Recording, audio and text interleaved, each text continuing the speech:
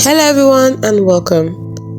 In this video I'm going to walk you through how to find your drafts on the Tumblr mobile app.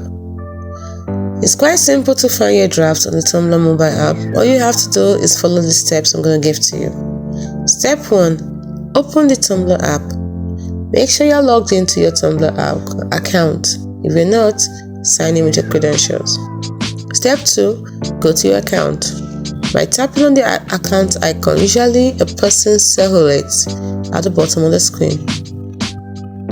Step 3. Find the draft section. So to look for a section called draft or something similar.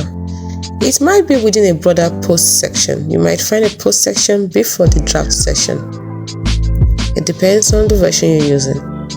So after tapping on your person's silhouette at the bottom of the screen, you might see drafts or post.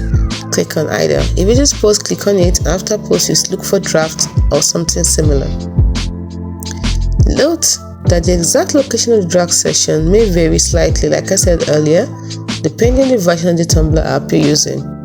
If you are still having trouble finding it, try searching within the app for terms like drafts or saved.